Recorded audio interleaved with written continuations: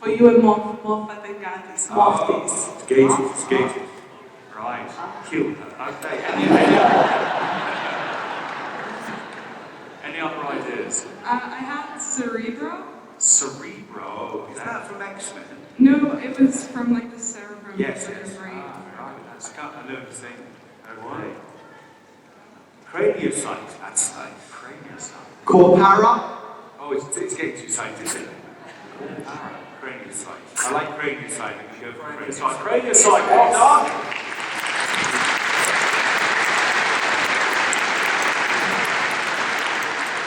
Well, thank you very much for coming in today. Now you've got a great day ahead of you. Later on, as I say, in here, if you come back this afternoon, you're going to meet the writers. You'll probably see Mark again, in fact. You'll meet the writers and the stars of Doctor Who. I'll go back to bed. Yes, you can go back to bed for a few minutes. But in the meantime, please give a huge round of applause to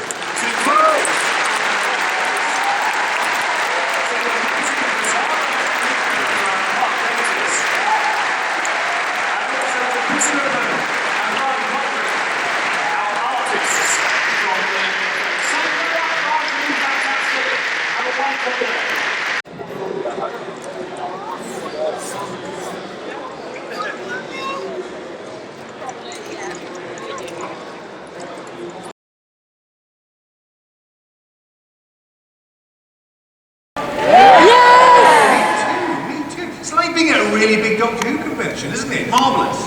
Now, is this the human audience or the Zygon audience? Zygon, okay, well, you know, as we all know, it really doesn't matter, does it? But just to say, if you are a human, then you are really going to enjoy this session. There'll be lots of things to learn, lots of things to hear, and if you are a Zygon, then you're going to be titivated. Absolutely titivated, and I think we all are too. What this one is about the process of writing and building a Doctor Who story. How it gets from the brain of a writer into your brain.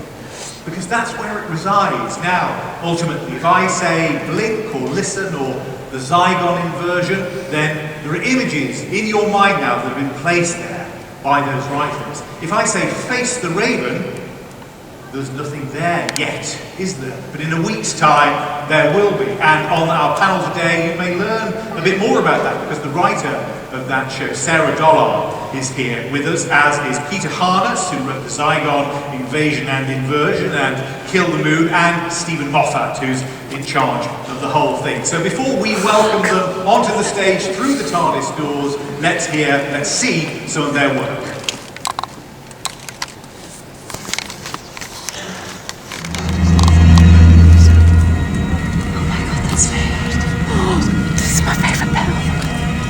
I think we should wait. It's my favourite bit. They're here. They're growing duplicates of us. We have to destroy them. I've seen this happen before. It happened to that little boy. They took his parents and then they took him.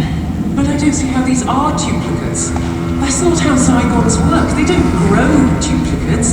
They kidnapped the original. So these are the humans.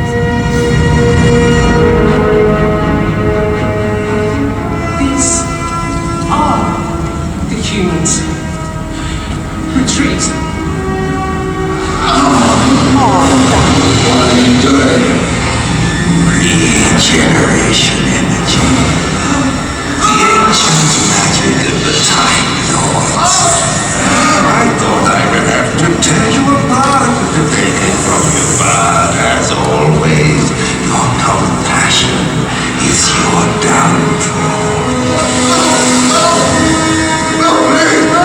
You have opened your ears of your own true will, and all Daleks shall drink the blood of Gallifrey. They shall rise stronger than ever. And here they come from inside the box: Sarah Dollard, Peter Harness, and Stephen Moffat.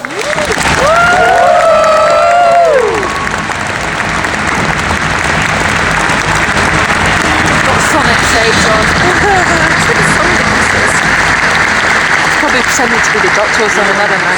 Probably thinks he isn't. Peter, we've got to start with with this coat. You've come in costume. Yes. When is the announcement going to come that you are in fact replacing Peter Capaldi? when am I It's a secret. Sarah, let's start with you. You're, I'm guessing, somebody who wasn't totally immersed in the world of Doctor Who like these two were, but you had a strong relationship with it, didn't you, before you got before this all happened? Well, I grew up watching the classic series on the ABC in Australia, but then of the new Who, I was just an enormous fan, and would have been in the audience was I not on stage. Your writing background is on shows like Neighbours, and you also wrote some of the BBC Two espionage drama, The Game, both set in a recognisable, real-world setting. Yeah. What was it like to wander beyond the bounds of that sort of world? Oh, completely wonderful to... you can do almost anything. So it was really, really exciting to be able to do something even more imaginative than usual. Does it have in its own way rules, Doctor Who? Oh, definitely. And I say you can do anything, but I think part of the reason the show works so well is that there are really established rules. Even though you can turn up on any planet, you know what kind of story to expect. Peter Harness, some of your work has been set in more magical realms. Yes. Jonathan Strain and Mr. Norrell, your big adaptation of that novel, set in a world that is separate from where we are now, perhaps in a similar way to where Doctor Who is located. I suppose so. I mean, I think the important thing is that, despite the fact that they've got magic and all TARDISes in them, that they feel real, and that they're grounded in something. They're grounded in some sort of kind of reality of character and emotion that the audience can latch onto. Now, you were a long time Doctor Who viewer, you're kind of steeped in it. Yes. It's been part of your life forever. So how does... I can remember, yeah. Well, can you remember a time before Doctor Who? No. I don't think so. No, my first memory of Doctor Who is Destiny of the Daleks, when I would have been about 2.5. And I can't... Doctor Who's basically about... Is it your first memory of any kind at all? Really. Yeah. And how does, if you've presumably been been inventing Doctor Who stories since childhood, do you remember the kind of stories that you were making up as a child before you got the opportunity to write those words, Scene 1, TARDIS Interior? I have no idea. Actually, no, I can't remember apart from I used to write plays about Doctor Who so I could play the Doctor in them. I've only achieved half of that. Will you be able to reuse any of that material, do you think, in the years to come? I'm sure I will. I'm sure I'll just keep on kind of churning out stuff that I wrote when I was 5 years old. I'm sure it's much better than anything I write. Stephen, you probably don't agree with that as you've commissioned Peter to write so much. But what's your role in this? Your official title is head writer and executive producer. What does that entail? Getting Peter Harness to churn out more of that stuff when he was 6. It's creating the story of the series and talking to all the writers, working out where we kick off, where the twists and turns and shocks arrive during the run of the series and where we're building towards. Really, the art of that is not to create an overall story that gets in the way of the individual stories. Doctor Who is in a way, is all about the story of the week. It really is. I mean, 90% of the episode, 95% is actually about this week's story. So you're trying not to get in the way of the voices of the other writers you bring on. It's a show designed to be written by multiple writers. It's not designed to have one voice. So you want to create a framework in which all the different voices say that, and the different approaches to the characters in different ways. But really, in the end, it's working out the overall story and getting 12 scripts, 13 scripts including Christmas, ready for production. I mean that may sound small, but it is the single biggest and most intractable problem we always have with Doctor Who, is getting 13 scripts that are good and makeable. And the solution to that problem takes place not in the meeting rooms, and not in the meetings, and not in the discussions, but in the housings of all the writers as they labour through the night making up the stories.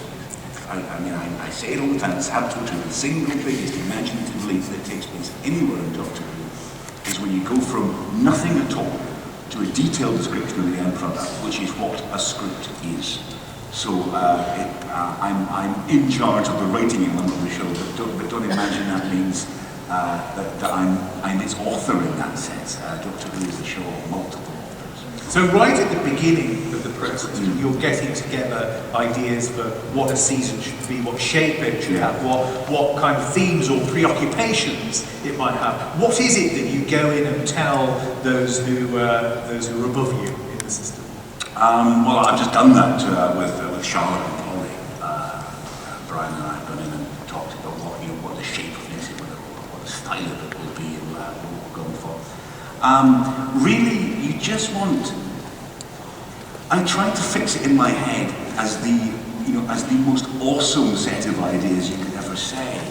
You never want. I never write down the series document because I started off on the job not doing that, and it's become superstitious that I don't write it down. It's like I want to be able to say that there are 12 ideas so exciting that you don't have to write them down. You're going to remember them. You hear them once, so it exists as the oral tradition, as it were. But where those ideas come from individually is sometimes it's me pitching to a writer. As this year I pitched Zygons to Peter saying, this is what we're going to do, and he said, can Clara shoot a plane down? And I said, yeah, make yourself that. But the year before he pitched to me Kill the Moon, just as Sarah pitched to me the idea of Trap Street of Face the Raven.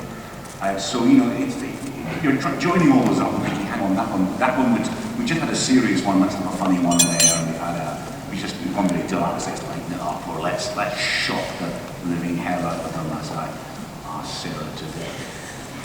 So Sarah, I think that right in thinking that usually the case is more usual that Stephen will come to a writer with an idea that he wants them to explore, but it wasn't like that. No. I hadn't had any contact with Stephen. I was asked to come in and have a chat with Lindsay Alford, who is the script executive, and I pitched a few ideas to her, and one of which became Face the Raven, which was called Trap Street for a really long time. And Lindsay liked it, took it to Stephen. Well, I got it as periodically I will get, here's what we've had in from the various writers we've been talking to. So we're always looking for new people, and sorry, it's terrifying now. You won't like that anymore, that we're looking for new people. And I'll get a whole document and I'll be leafing through it. And I read the one about Trap Street, which I just fell in love with. I just thought it was fantastic. I remember just thinking, because we didn't have a slot for it. I remember that very clearly, not on a slot for this. But I said, can we just get it started? Can we just develop it? I had an instinct that it would work out. An instinct based on the fact that since I can say it's going to work out, that will probably be okay. But it was a great idea, and it was a great script development process, I think. So. Do you always know when you've seen an idea that is a kind of Doctor Who shaped idea? Yeah, but everybody does. There's no special skill there. Noticing a good idea is the easiest thing anyone ever does. It's like noticing when you've seen a good film. I mean, it's not special. It's like it can be a skill to work out what's wrong with something. But when something's good, it's dead easy to spot. And anyone can see it. I mean, the idea. Sarah, explain what a trap street is. Yes, you should tell us that. Yeah, so a trap street is something in the real world. When somebody's making a map, when a cartographer is making a map of a city, what they do to make sure that nobody else steals the work that they did is they put a fake street somewhere in the map. They might name it after one of their children or something, but it's not just doesn't exist in the real world, it's just on the map. And then if that street shows up on anybody else's map, they know that their work was stolen. It's called a trap street because you want to trap the person who stole from you. And it always just struck me, but long before I got the opportunity to pitch for Who, that it seemed like a really doctory idea. So I just sort of came in, explained what a trap street was, and said, what if the Doctor discovers that trap streets are actually real? So we went from Got there. a hook, hasn't it? Yeah. And how was So it? any Doctor Who fan here would think that was a Doctor Who story the moment you hear it. It just sounds like Doctor Who, doesn't it? Instantly. And what about you, Peter? The Kill Moon got to the screen in much the same way. It was an idea that you brought to Steve. Yes, I went and pitched, I don't know, 5 or 6 different ideas and made my way slowly through them, feeling increasingly dispirited, until at the end I just said, the moon's an egg! And what did you see in his face? Revelation. Manic glee. Probably is, you know. And then, but I didn't really have a hell of a lot more than that. And it took quite a while to develop it. And I went off and did Strange Norrell in the middle of it because it changed from a Matt Smith to a Peter Capaldi one and works much better as such, I think. Yeah, that's yeah. And There's the Zygon a lot of trying and discarding of ideas along the way, I think, even if there's a good kind of hook to begin with. And the Zygon episode proceeded in what I would think would be the more customary manner, and Stephen came to you with it. But he drew me aside into the dark room. Yes. The screaming. I think of Deep Breath, wasn't it? The pieces. Was that what first it was? episode. Yeah. And we moved off into a room where they put the chairs, and he told me about what happened at after the end of the Day of the Doctor. And what did you say? I mean, we don't have to do a kind of historical reenactment, but maybe we could if you fancy it. What did you say? Fine. We'll disappear into a dark room and you'll sit here and wait. The idea, the vague idea, the simple principle that there are Zygons living among us and there's been a peace treaty that must be held and people can know that this has happened, I had ages ago. Before I wrote the Day of the Doctor, I wrote Day of the Doctor. I put Zygons in Day of the Doctor, basically because I knew that David Tennant liked Zygons, and I was just trying to get all the Doctors to come back. So that was a bribe. Come back, David. You get to snog a Zygon. He said yes to that, essentially. And then I realised I could set up, I make that a prequel to a thing. So that plot line sort of cuts off in Day of the Doctor. You don't know what that deal was made. Now we see, the consequence of that deal. But what it was as simple as there are, millions of Zygons living among us. There's a peace treaty and it's breaking down. It wasn't much more. And there are 2 Osgoods who police the peace treaty, and that's why I killed off a Osgood in Death in Heaven, so that the remaining Osgood, you just would never ever say which one she was. She would embody the peace. And so having been given that idea, Peter, when Catherine Tregenna was here yesterday, she was talking about being given the idea of the immortal and how it would feel to be marooned in time like that, and what effect it would have on the daily details of your life. Is that what you started doing once you had to write a story about Zygons living clandestinely on Earth? Yeah, basically. I tried to think up kind of practically how that piece and that kind of redistribution of Zygons around the world might have been done. And what it would feel like, what their kind of arguments and disagreements might be. How they might kind of fight back. And I always write a lot kind of around it. I write a lot of scenes and ideas and things, most of which never make it anywhere near even the first draft. And I did that with this. But you were thinking and speculating about what the daily life of a Zygon would be. Yeah. And where Bonnie comes from, why she's called Bonnie, how she turned, all of that kind of backstory as well. Sarah, did you? I mean, because we haven't seen your story, I have to ask you in a slightly mysterious way. Yeah. But did you get that kind of opportunity too, to think through a concept, a strange concept, and imagine how it might have an impact on real life, in real life? Yeah, because I don't think it's spoiling too much to say that the first 10 minutes of my episode is them trying to find Trap Street. So the fun challenge was to wander around London, wander around Soho, and think, if I was a doctor and I was looking for Trap Street, what would I do? And what are the most interesting and imaginative and visually interesting ways that the doctor might go about solving that mystery? Did you actually go and, you were on the beach yourself then, walking around? Yeah. Stephen told me about a street that he thought was like how he imagined a Trap Street, so I went to find that.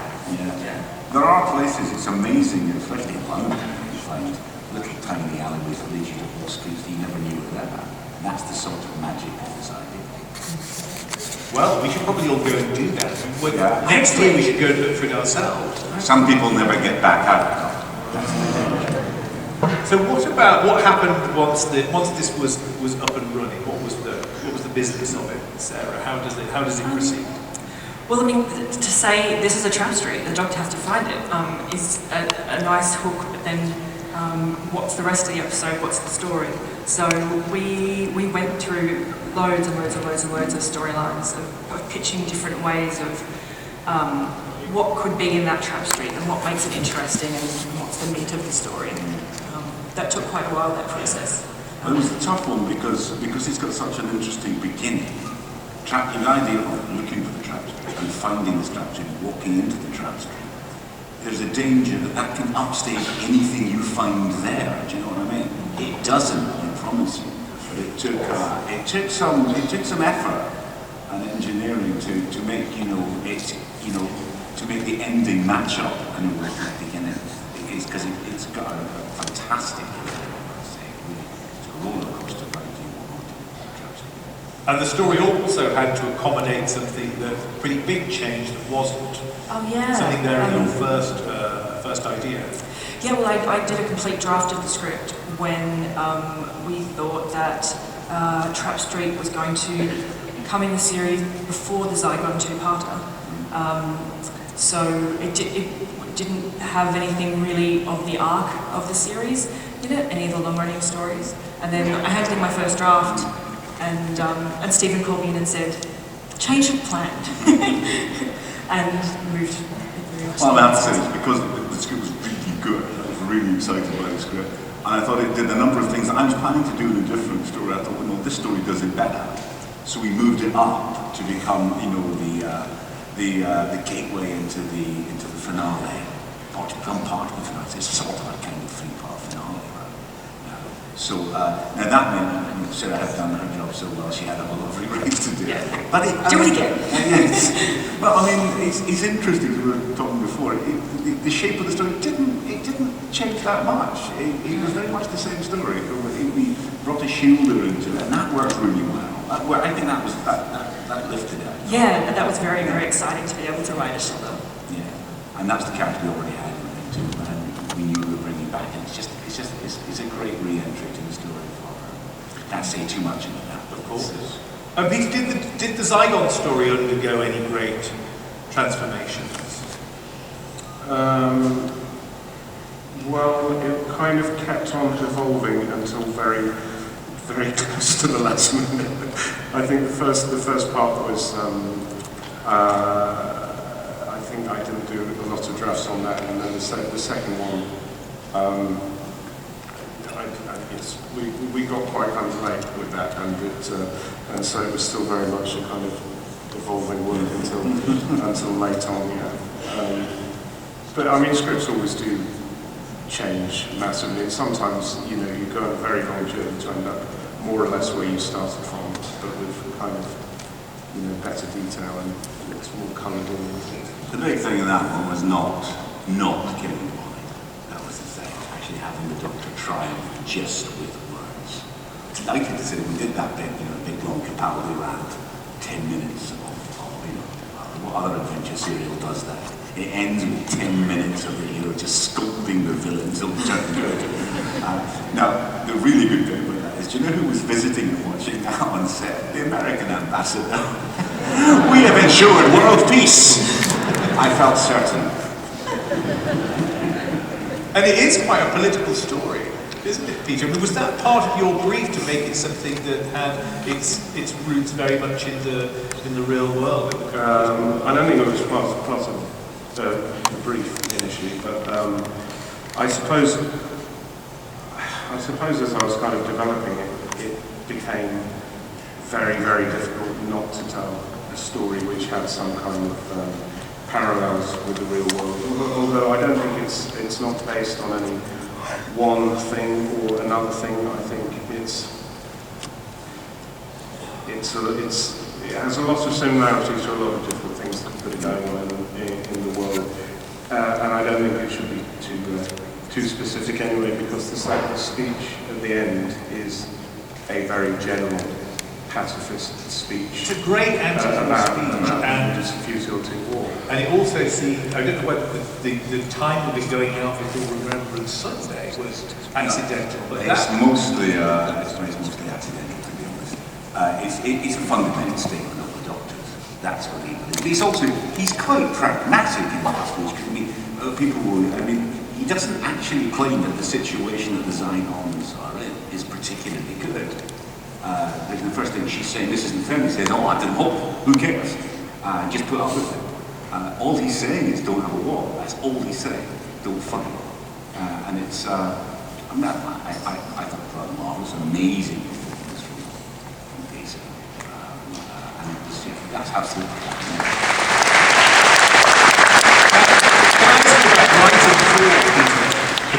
because obviously this is his second series. You knew that he was going to be there. You knew who you were writing for, which isn't always the case with Doctor Who script. I can say that his voice gets in your head, and I was wandering around talking to myself in Peter Capaldi's 12th Doctor voice for weeks,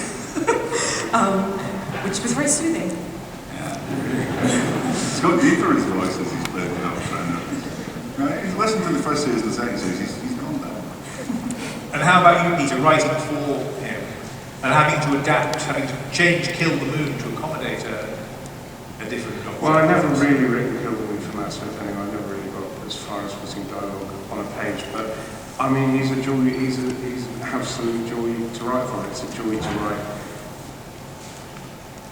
challenging, difficult stuff for an actor to do, because you know they're going to be able to carry it off, and I think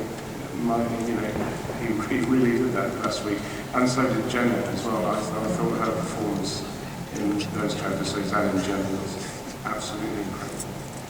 Does it change anything for you, Stephen, when the Doctor changes? I mean, what do you have to kind of relearn the voice? Does the voice change much in your head? It's more about unlearning the previous ones. And both the occasion when David left and then when Matt left, you have to sort of strip back everything that you're doing because of that voice in your head. And both those voices were very locked into my head. Strip back to basic Doctor and then see what the new guy wants to do. I knew the one thing that Peter said at the very beginning was, I don't think I care if people like me. I think that's one thing he said. I mean, as the Doctor, I think his Doctor, he was keen on the idea. He does the right thing. He's there to help people. He's compassionate and wonderful and engaged. He's not trying to be popular. He's just trying to win.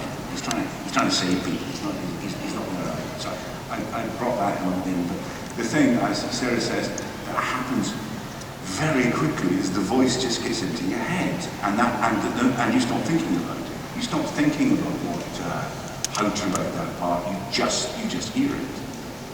The rhythm of that voice and what will sound good, and the fact, Peter has got the kind of voice you could listen to for a long while. It's one hell of a voice, it's one hell of an instrument. So the truth about the Doctors, all the Doctors I've worked with, the Doctors like Chris and Matt and David, they are all amazing actors. They are all phenomenal actors. We sort of take that for granted in Doctor Who. I have 4 actors in a row, all of whom are in the top 0.5% of the country. They are superlative actors. The moment they ever play a speech or a scene, they will take possession of it in a way that makes you think nobody else can do that, even one of the other Doctors. The truth is, they can all play each other's scripts, and if they did, they would take possession. They are that good. One of the reasons Doctor Who is as big as it is 4 major stars in our life.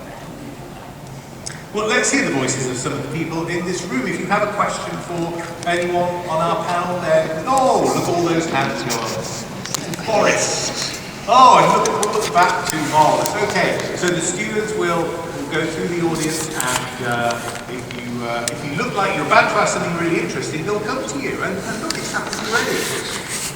If you could give us your name and where you come from, we'll get the questions from you. Hello, my name's Ryan, I'm from Cumbria. My question's for Stephen Moffat. Obviously you brought back Davros at the beginning of the series. That was quite hidden, which was a shock to, well, everyone.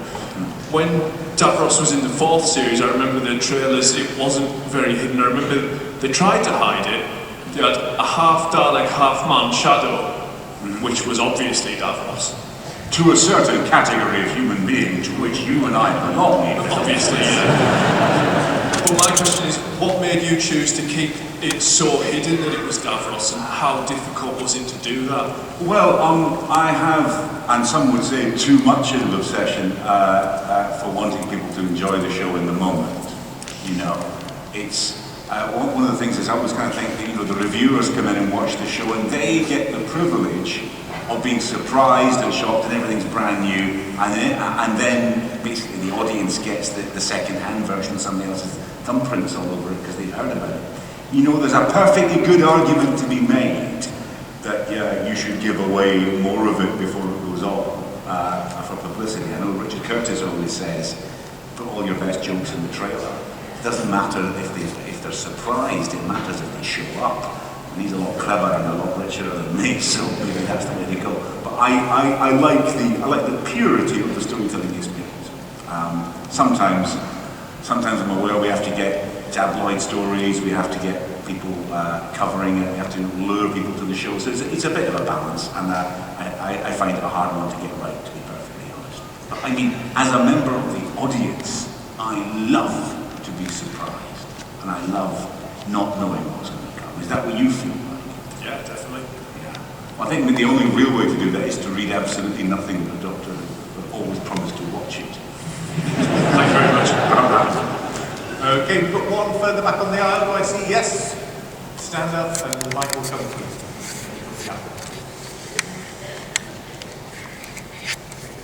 I don't really want to have a question, play giant ping pong with that. No, seriously, thank you for the show today, it's been brilliant.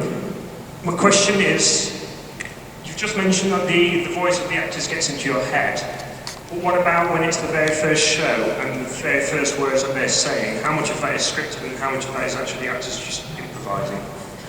It's scripted, because Doctor Who could never really be any other way. And oddly enough, the time in which an actor playing the Doctor would be least likely to improvise is their first day on the set. Later on, I mean, usually about the 3rd series, I remember the 3rd series of Matt and the 3rd series of Benedict and Sherlock, that's when they started throwing in extra lines that were good and you kept. But at the beginning, you certainly don't do that. It's, the great advantage we have is it's built into the show that when the Doctor regenerates, he's not quite sure who he is. So you can mess around with it. A script like Deep Breath or The 11th Hour does deliberately play the game of he doesn't quite know who he is, so he tries several different personas on. Like when David first turns up in the Christmas Invasion, he actually wanders around trying to work out what he's supposed to be like. And you know, so you can actually put the actor finding his feet in the role into the story of the Doctor working out who he is now. That's how you do it. But the fact is, the Doctors get better as they go, and the second series performance is somehow always the definitive one. Thank you. Let's have that question number 2 there, yes. Rosie, I'm from Shropshire. I was wondering, because episode 11 is a single-handed with Peter Capaldi, so how was that show write, and like, how did that go about? Was it more difficult, or? It was unmitigated hell. I mean, it was. I always think I'm going out of my mind writing scripts. We all went into a fugue state earlier talking about how difficult writing scripts can be and how miserable you get. And I thought I was genuinely going insane during that. And maybe you all will too, I don't know. It's a strange episode. It was very, very demanding. It's very instructive about in writing terms about how much you rely on the rhythm of two people talking or three people talking. Not being allowed that forces you to say what you mean more, rather than just rely on sort of ping-pong, game of ping-pong between the two of them. So that was interesting, but it was hell. By God, I was pleased when other characters showed up in the next episode, I can tell you. Okay. Yes, we've got somebody holding the 2-1 at the back. Can we get the mic down there? And if you, when it comes to you, put your name and tell us where you're from. Hello, I'm Michael, I'm Failing Boys. I look good on TV.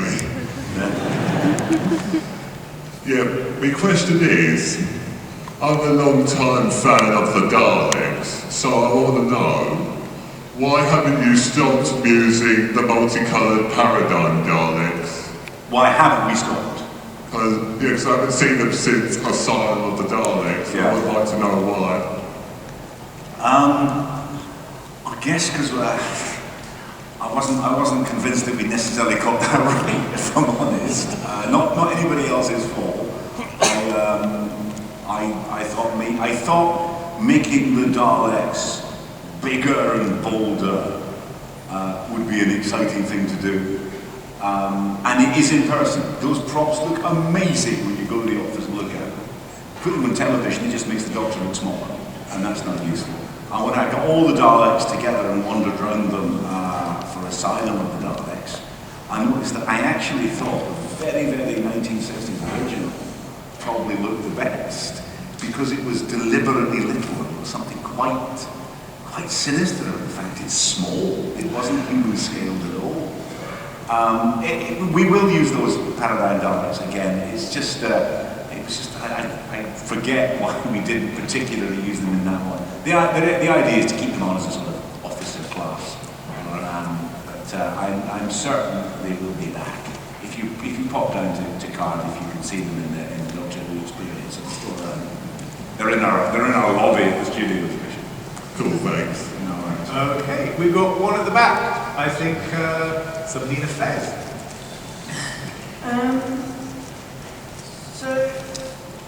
My name is Rory. If you could pick any classic Doctor, what would you write for? And also, any writer, who would you pick to be the next head writer?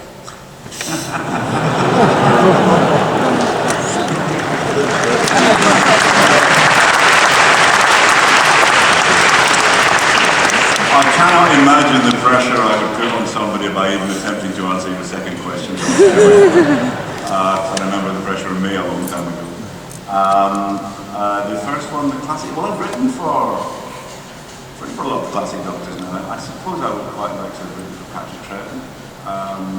If you know, there are logistical problems. He's dead. It's a hell of a long time to come to the phone. I guess Patrick Troughton, because I think he, in a way, sort of starts the Doctor as he will be later. I mean, more so than when Hartman was working. He comes up with the idea of the comedy buff and hero, and the fact he's a bit incompetent at times, which we still do. So probably try. What about you two? If you were working on the show in the 20th century? I would have loved to have written for Celeste McCoy and Ace. I enjoyed their dynamic a lot. Big Finish just perked up.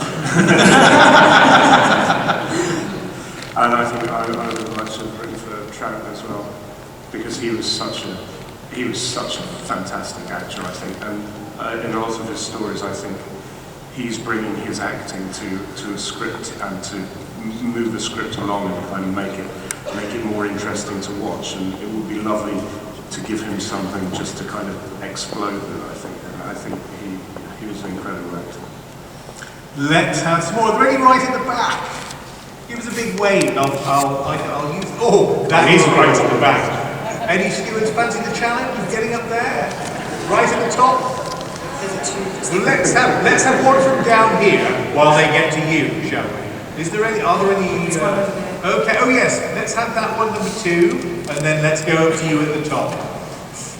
Hi, my name's Rachel, and my question is, do you ever have so many ideas you just don't know how to pick the best one? No, there's such thing as too many ideas. I think as long as you don't have so many that you can't write fast enough and you start to forget them, that's a problem. But I think if you've got too many ideas, you just jot them all down and everything gets used eventually. That just, something that you don't use today will fertilise an idea for tomorrow or next week or next year. But can you reach a point in the script where you think, oh, this could go either way and both seem good options? Sometimes, and sometimes you start writing one of them and it's not the right option and you go back and try another one. I mean, you can always do that. That's a great thing that you can always do that. You can try both ways and see which leads you in the best direction. You know, there's a lot of writing and rewriting and trying and testing, isn't it? I think you can have a point in a script where you realise you're trying to do too many things and you've fallen in love with 4 ideas when you should really have fallen in love with 1. But those scripts don't make it in that form of the script. You're trying to do that. It can happen. We have time for one last one, which I feel should be that distant figure. Yes. I want to be the 13th Doctor. I want to be able to be Peter Capaldi. Okay, well that's an offer. I might be more for the in-train. Do we have a question as well? Maybe you should make a Dalek with cyberman legs. That'd be a fun idea. Okay. Thank you very much for the idea. And then with that idea, I'm afraid we have to end this session. I think you need to stay exactly where you are though, because Peter Capaldi and the cast of Doctor Who are waiting in the wings, ready to meet you and to answer your questions. But before that happens, would you thank everybody on the stage?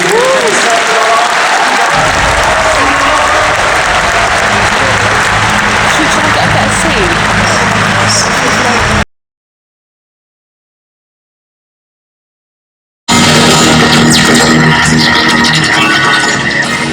Ladies and gentlemen, please welcome your host, Mr. Toby Haydo.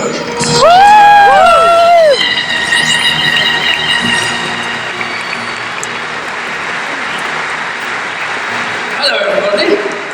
This is nice. Well, hello, I'm Toby. I'm a comedian. I do a show called Mossett, my Doctor Who scarf, that if you haven't heard the CD version of, you're clearly not hanging around the cheaper areas of eBay. I'm, like you, a massive Doctor Who fan, so it's nice to see so many of you here. Also, like most of you, I've seen every episode of Doctor Who more times than is strictly healthy. That's 9 plus. And like most of you, I've got every single episode of Doctor Who on DVD, but here is where we part company, because now that I've been employed to fulfill this professional capacity, those DVDs I bought for my own entertainment are now officially classed as research, so they are all tax deductible. So that's jolly good news. Now we're going to meet the cast of the show, but the less I say today, the better. So please have loads of questions, and we'll be turning it over to you. What sometimes happens is, at the the key moments, people sometimes get nervous and they forget their question. So what's going to happen is, hello, person with fez. Hello, what's your name?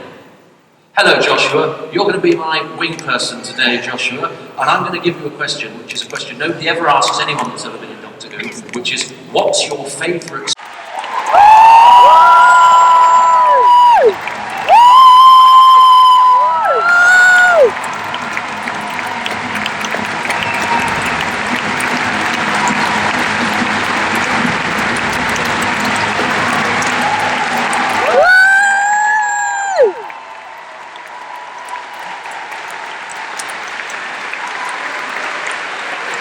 Well, welcome everybody. Hello everybody. So, Peter, are you enjoying this celebration weekend that we're doing here? This is fabulous. I don't get to see very much of it. This is the most I've seen of everyone, other than in photo sessions, where you do about 180 pictures an hour. So all I say is, hello, how are you, goodbye. I know I love you too. So it's nice to spend a little bit longer with people.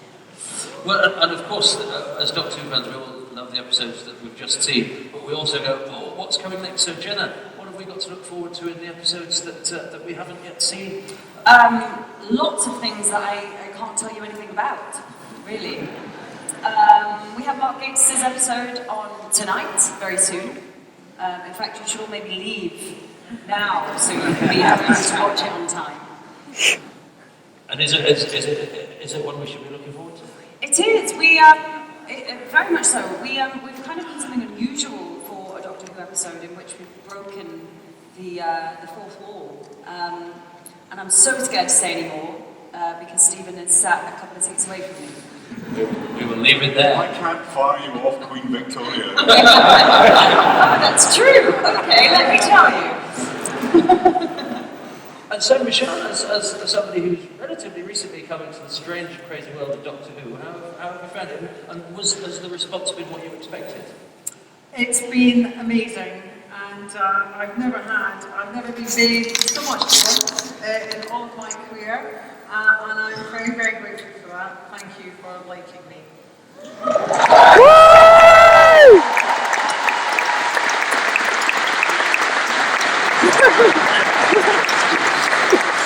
Oh dear. And Ingrid, you keep coming back, and there keep being more of you. She's multiplying. I'm saying today, can you hear me? Hello? Yeah. I'm saying that Oscar's like, if you've seen the film Gremlins, at midnight when you pour water on them, they just keep multiplying. So I wondered if that was a future plot point potentially. Just pour water and I just there's like 10 Oscars popping up. Yeah. There are 4 bottles of water on the stage, so the process will begin now. Stephen, when you were planning this season that we're currently in the midst of, obviously the last season, it must be odd when you have success. The temptation is to keep it the same, but also you have to evolve it. So what were the things that you wanted to do with this season when you were planning it and going forward? Well, I knew because Peter and I had just talked Jenna back into the show at some length, but we knew that this would be the last one, so there was that story to tell, the tragic and life-ruining tale of the end of Clara had to be look forward to that, Keith. I wanted to try more two characters. It felt right. I think that's gone down well. I wanted to see more cliffhangers. I think every year we start in Doctor Who thinking what definitely isn't broken we should definitely fix. You know, because it's very tempting just to make it the same. I mean, once you've worked out how to make a show and you just make it the same way all the time, it falls apart. It dies because it's become boring. You have to make it difficult for yourself again. You have to give it that sort of first season rawness again. So you keep changing it, and we'll keep changing it in the future as well. You never stop that process. Well, look, we know that you've come here bursting with questions to ask everybody. So what we're going to do is we're going to get 3 pictures that none of us have seen that have been selected at random. So then when the people in them see themselves, they can tell us what memories those prompt, and that will give you time to think and prepare yourselves to ask your questions, and then we'll throw it out to you. So let's have picture number 1. Oh, Michelle, you were not so darlings. How was that? Well, I nearly fainted because I couldn't believe that I was going to get to play with all their knobbly bits. And they were all very happy for me to do just that. Yes, it was brilliant.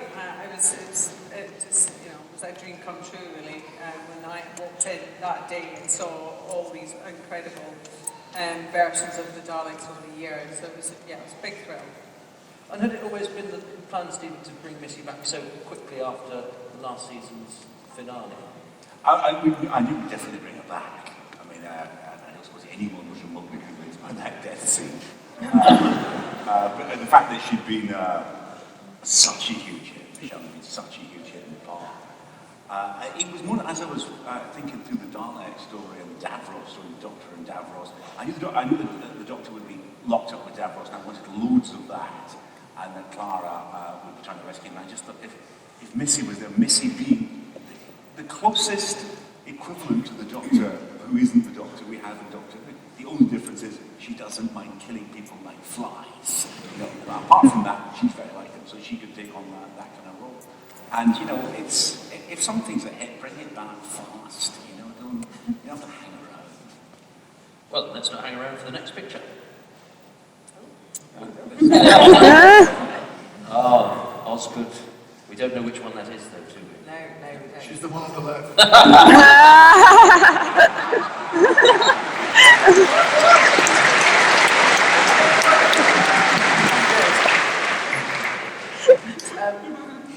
Yeah. Acting opposite the Zygons, how are they in the flesh? I love Zygons. I think since the second adventure that Osgood has had with Zygons.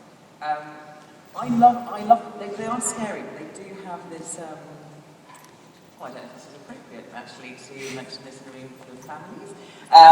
They have a joy. No, okay. Well, because the suit is it's sort of two parts because you have to move. Obviously, it's not one piece. So there's like a Ken doll thing that happens. Do you know something like that? In that area. So as long as you don't look at that, you're fine, and they're very scary.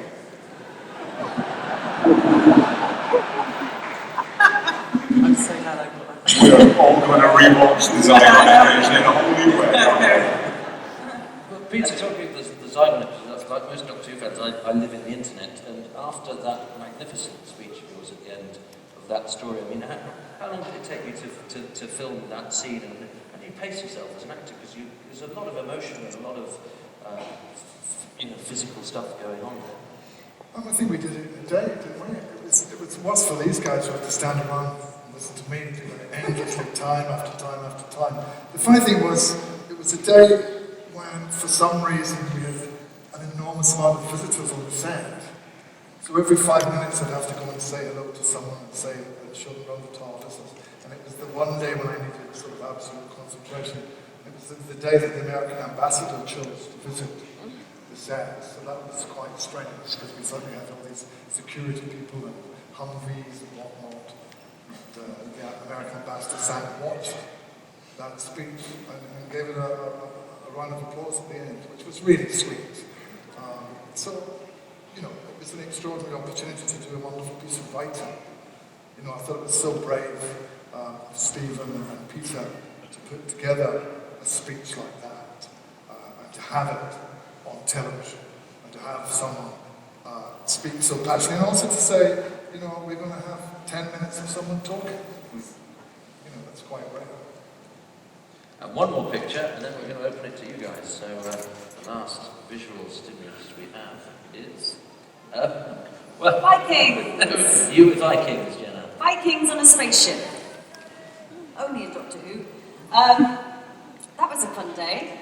Peter came in to watch that day, didn't you? I did. I thought I've got to go and see this. We teleported with a bunch of Vikings and Maisie Williams. That was a good scene. It was a great scene. And I'm wearing a spacesuit. You are.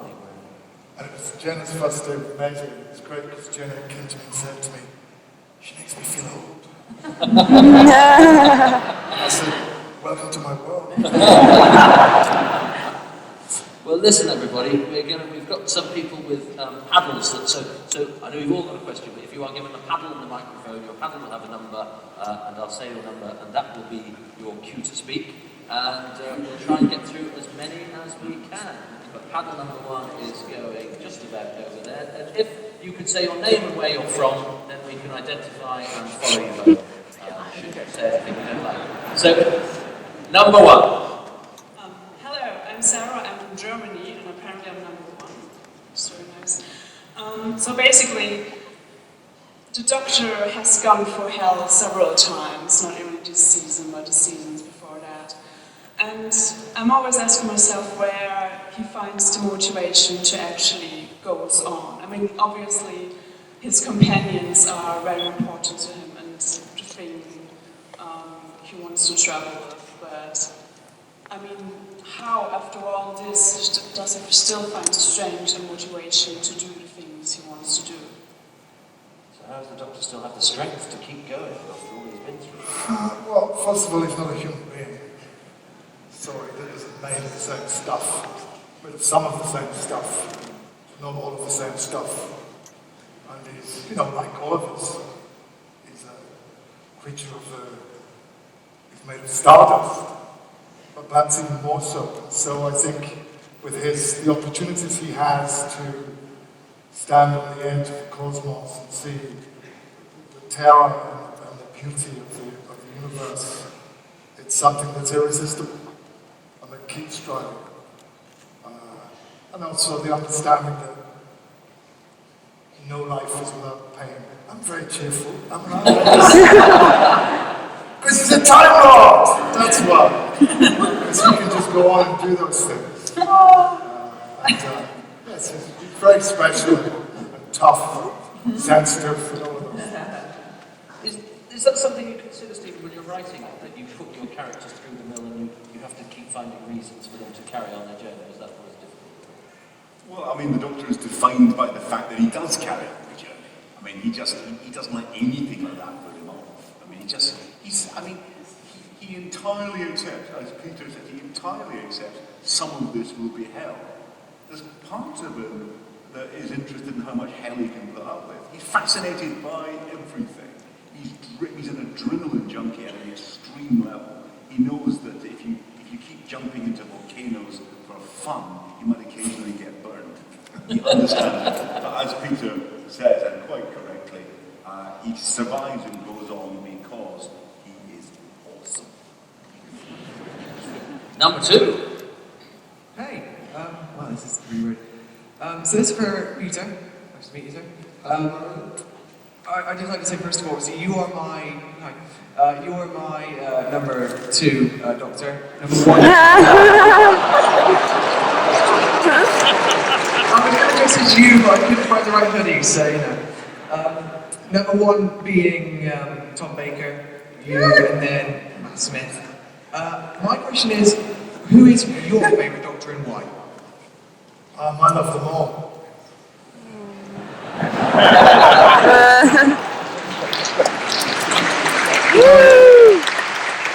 We wouldn't be here if it hadn't been for every single one of them.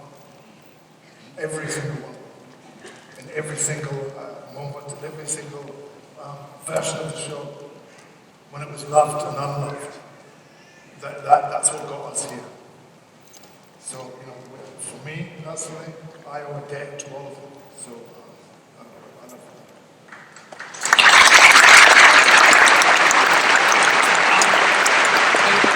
Because we don't know what your questions are, we're going to marshal our resources slightly. So, palette number 2, the next time, is going to go to somebody who has a question for Michelle. So, only put your hands up if you have a question for Michelle. We're going to divvy it up like that a little bit. But for now, question from number 1 over there.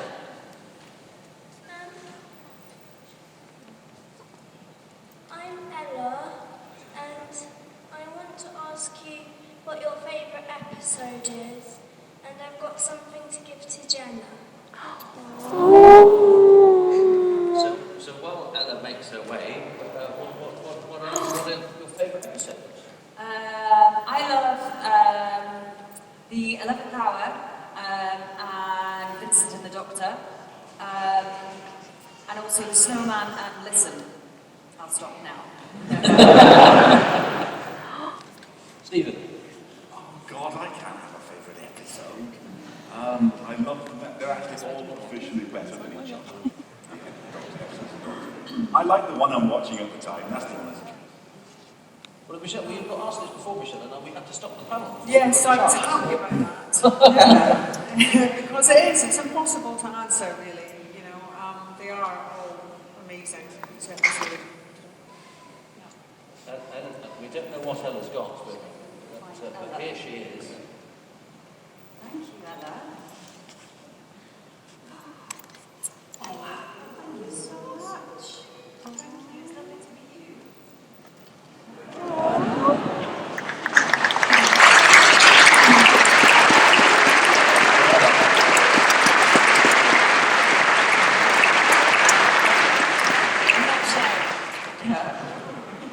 If anyone else has a present for us, if you could leave it by the side of the stage. Peter, may I ask you the dreaded favourite episode question? We're always being asked this, and I hate answering it because immediately I've said something. I remember another one that I love, and another one that I love, and another one that I love. So I just tend to say the one I've had, like at that moment. So at the moment, I suppose I really am enjoying Sea Devils. Actually, I watched the other day.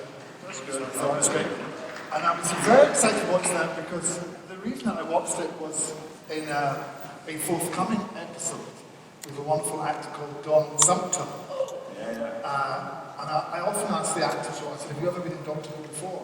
And he said, yes. I said, when? And he said, the Sea Devils. He was the submarine commander. He is, with the twitching eye. Incredibly, he looked like Terence Stamp. He was a young kind of trained in the 60s guy in a naval uniform with some rubber side rings with string vests on. So I enjoyed that. That's my favourite at this time. He's also in The Wind in Space, but maybe he's trying to forget that. Is he in The Wind in Space? Oh, you said he'd been in a couple they couldn't remember. Yeah, he's Italian. He's never Meglos, though, sadly, in the famous story. Number 2 over there. Hello, my name is Trevor from Nottingham. Hello, Toby, we met earlier. Oh, hello, Trevor. Hello. Michelle, when you were first asked to play Missy, what did you think? And did you go back and watch previous incarnations of the Master? I was thrilled. I was completely blown away. And no, I didn't watch any of the other Masters because I get easily spooked. And I'm also quite lazy. And it's actually the truth. Basically, I'm saying this is probably the laziest performance I've ever given because I don't really have to do anything. I mean, it really is all there. You stick me in that costume, and I have these incredible scenes to play and this wonderful dialogue. I really do just get to say it and go, which is what I tend to do. So yeah, it's so it seems to be working for me so far. Basically, no research.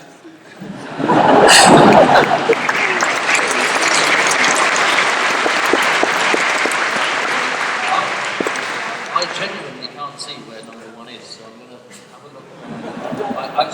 look. Number 1. There we go. Yes, what's your question? Hi, sorry. My name is Ian. I'm from Brazil. And I met my lovely girlfriend in Doctor Who's 50 anniversary episode. And I'm going to ask her to marry me. Not now. But actually, in February. Is she here? She's in Brazil. And she comes here to the doctor.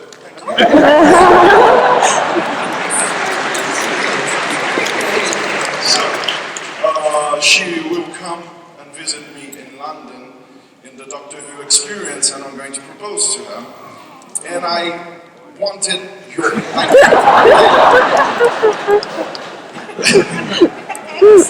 I want them both now at the same time. No.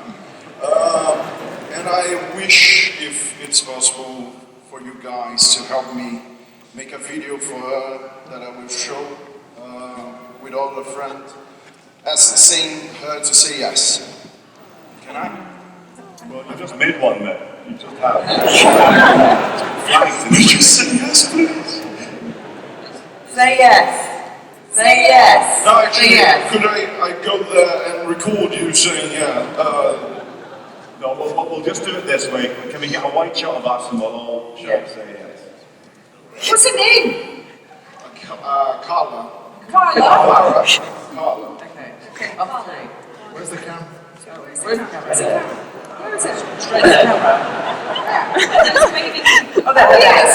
Oh, I don't know how we do this. It's going to be after 3. Okay. Where do you do it? Okay. 1, 2, 3. Say yes, Carla.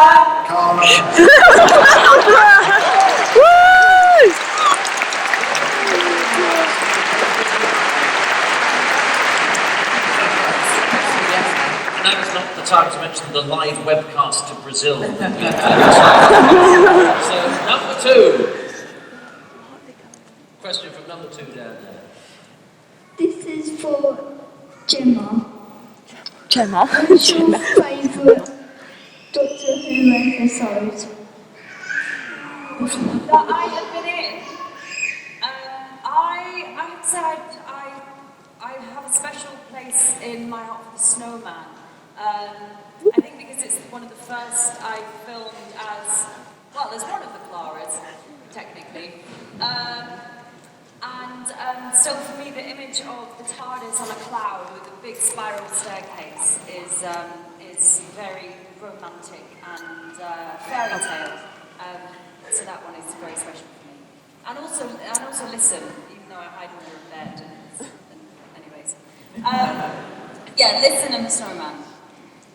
And we're going to have, so the next person to get a palette for number 2 is going to be a question for Ingrid. So put your hands up if you have a question for Ingrid, please, and they will find you and give you the palette number 2. And we'll go over to question number 1. No marriage proposals, please, unless they're for me.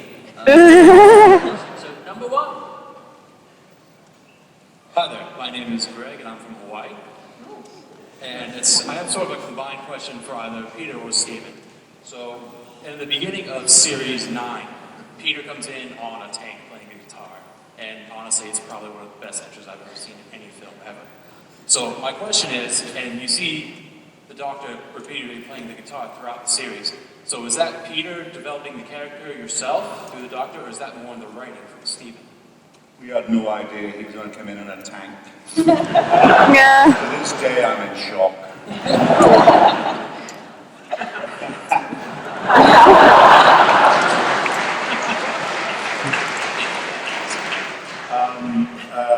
No, the tank was my fault. Peter wrote us a very lovely email between the series, which he talked. It's a big, beautiful email, I have to say, about the things he wanted to do with the character. I remember he said, this just doesn't answer your question, it's a lovely thing to say. He said, I don't just want to play the 12th Doctor, I want to play all the Doctor. And he said, I also want to do something sort of different. And he said, maybe I could be playing an electric guitar, just strumming away on guitar or something. And that image it stuck with both me and Brian. I just thought, well, that's exactly right somehow. It's so counter to what you think you do that it was perfect. And the Doctor should always be doing sort of the exact opposite of what you think he's going to do. I think it's my fault. But Peter. No, I didn't really think you'd take it seriously. I've forgotten that email. I'd be interested to see. No, I just popped it in there. I thought it might be fun. I didn't really think you'd go with it. So I was delighted that you did. And it was a wonderful day when I had to go and buy Doctor Who's guitar. And that was one of the most exciting days of my life. We went to a vintage guitar shop in Denmark Street, Soho. And tried on lots of different guitars, and finally found that one, which looks to me like he's just made it himself.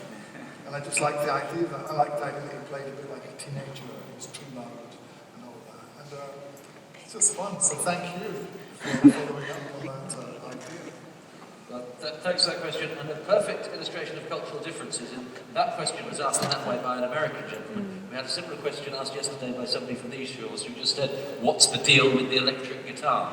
So, number 2 over there. Hi, I'm Ben and I'm from Yorkshire. Since Osgood is a bit of a fangirl, did you have to do any revision? To be like Not really, no.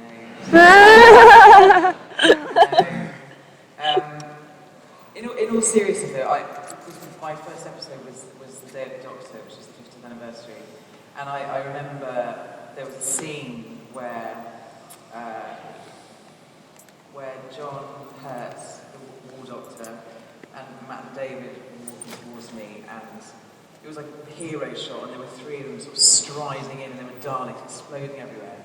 And I just started laughing, and we were in the middle of the scene, and I went I was like, this is the most ridiculous thing I've ever seen in my life. It was so amazing. And yeah, having watched Doctor Who as well a lot growing up, there was no revision required. And then with Peter as well, obviously, he's such. I don't think you know, he's a really good actor. so yeah, there's absolutely no acting required. And Peter, I know we obviously never talk about it, but that's the scene in the last episode in the Zygon inversion, that big speech that we were talking about earlier. We were just all watching him in complete and utter awe. And actually finding it very hard not to cry. I mean, I think there were tears, weren't there? There were tears. We were sort of, and you know, he did that speech like in 3 different. It was a huge amount of dialogue, monologue, essentially, and did it in sort of 3 different ways and sort of experimented with it. We were all just going, wow. And I think, so in answer to your question, it's very easy to act like a fangirl around the Doctor. Thank you.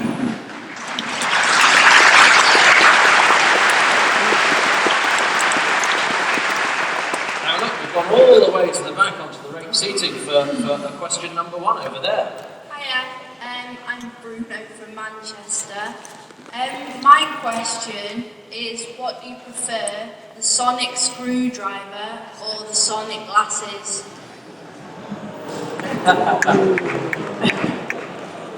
Is this what passes for controversy in our United Nations ground to a halt this afternoon as the discussion about the sonic screwdriver and the classes. It's critical level. I don't see why you can't have both. I don't see what's, you know, in real life, if somebody's... They could be wireless. Both could be wireless. Both. They could be a-wireless. They could be wireless. They already are wireless. You know, in real life, if someone said to me, do you want a screwdriver or do you want a pair of shades? I'd say, give me the shades. Any excuse to wear shades, I'd wear shades. Now, if I didn't look like a complete idiot. I think it's nice to have a change. I think it suits the 12th Doctor, but I don't see why you can't have both. So I don't think if you're a fan of the sonic screwdriver, which I know many toy manufacturers are.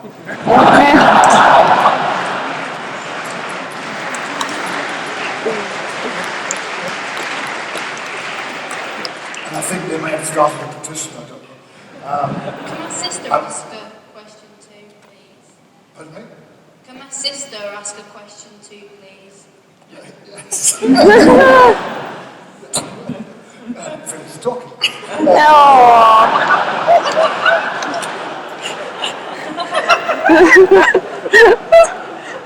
How rude. Awkward position to be in. Yes, what was I saying? I think we have a question All right. from the sister. Well, this question is to me, the girls. Would you think there should be a girl doctor, and why?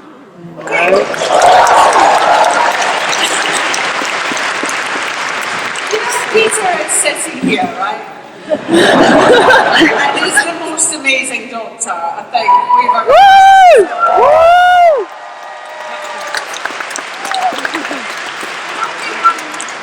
along the way down the lane at some point, but I'm not discussing it here now with the best doctor we have, regardless of gender. The other ladies have an opinion on? Oh, how can you... I'm not going to follow that.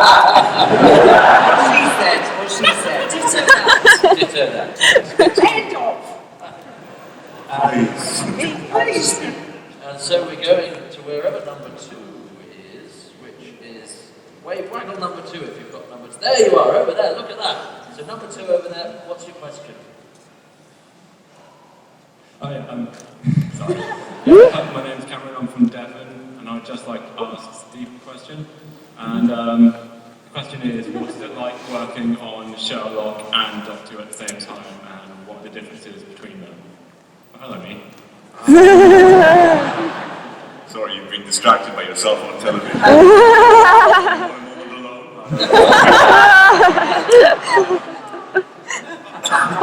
What's it like working on both at the same time?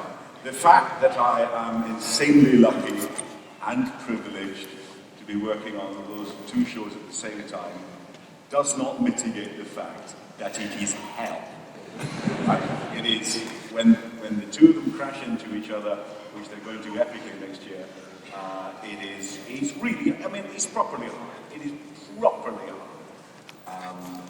But you know, I can't really grouse about it. When I'm washed up quite shortly and can't get anything commissioned, and I'm thinking of the glory days and trying to get interviewed at conventions, I will miss these days. But you know, it's wonderful, but by God, it's hard. Okay. Would you be able to confirm, my sisters want to know, does Doctor Who and Sherlock happen in the same universe? No. Or are they different? No, they can't happen in the same universe. Oh, yeah. God, Mum. Told you. Doctor Who has read the Sherlock Holmes stories. He's probably watched our version. You know, it's not. The Sherlock Holmes is a fictional character in Doctor Who. So, down there is question number one, and probably question number one, sister. So, what do you both have to say? Hello, my name is Henry. Oh God, that's echoing. Quick question. When is Craig Ferguson going to appear? When is Craig Ferguson going to appear? Exactly the same as him. When is Craig Ferguson going to appear? I don't know, because I've been on his show. He's got to come and be on ours. Stephen?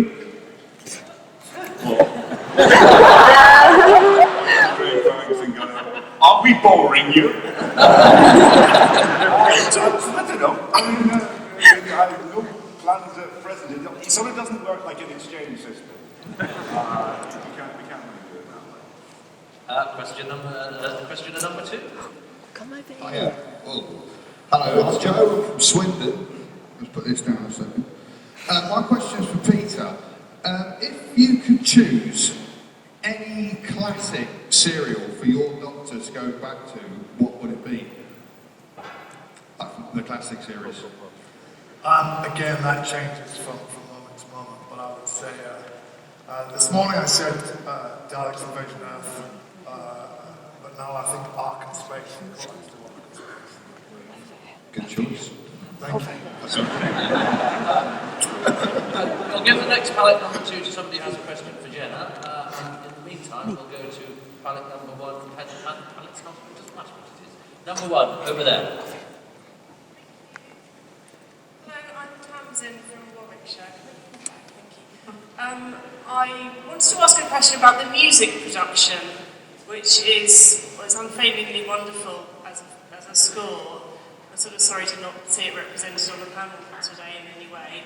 And I'm just wondering how that fits in with the acting, the writing, because you couldn't write a musical score for a scene like last week without having seen how the actor chose to interpret it. So I'm just wondering how the process works for you all, bringing the music in, bringing the score in. Well, first of all, the only reason that Murray Gold isn't represented on this panel is because he's incredibly hard at work on Christmas. How does it work? Well, Murray always reads the scripts, but he then watches the edit. As soon as the edit is locked off, or even sometimes before it being locked off, we send it straight to Murray in New York, and he composes to that. And he does it with phenomenal speed. I agree the quality of the work is breathtaking, but he does it so fast. I don't know actually how he does it. I think he's slightly mad, but I think he is capable of being fascinating on this subject. It would be brilliant to have him as Doctor of Music and Doctor Who, but we're not letting him out of his music laboratory right now because we've got Christmas. But good question and good point. An awful lot of Doctor Who is about that music. An awful lot of Doctor Who. that we've got time for a couple more questions. There is one more reason why there's nobody involved in the music production on the panel called Meet the Cast, but I'm not going to tell you what that is. Number 2. Hello, my name is Lorraine. I'm from Bournemouth, Dorset. For the girls, it's a question. How was it to work with David, Matt, Peter and John? Because they are all brilliant actors, and David is quite handsome. How was it for the girls? To as handsome as Peter.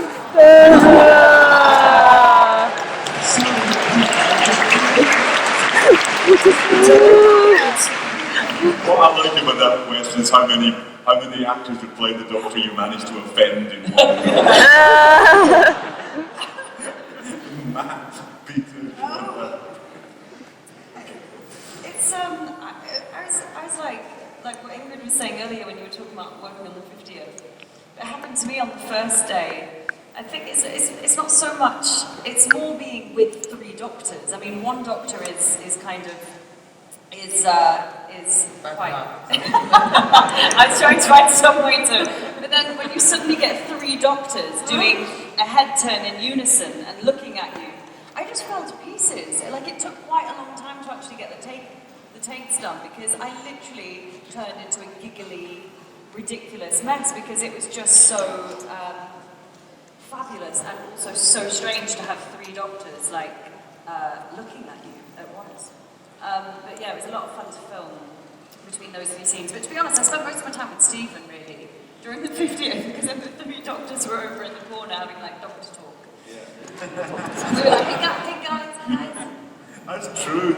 They did just bond, didn't they? Especially David and Matt just sitting in the corner saying, "Do you get that thing?" "Yes, I get that too." Okay, we've got to wrap this up. Sadly, time is against us. So, Josh, we've got this. Joshua's been valiantly backing us up. Also, the one that Joshua's holding the hand up of. Yeah, Pete. Oh, this young man here. Sorry, Peter's got his eye on you. This gentleman here. My name's Peter as well, and I'm from Bognor. This question is for Michelle. After filming Bad Education with Jack Whitehall, did you lose the attitude and the angriness you did to... Oh, I'm afraid that attitude has channeled through everything that I do. You know, I've learned just to use it now as a sort of as a tool, I suppose. It's I was blessed with this face that gets to play lots of witches and bitches.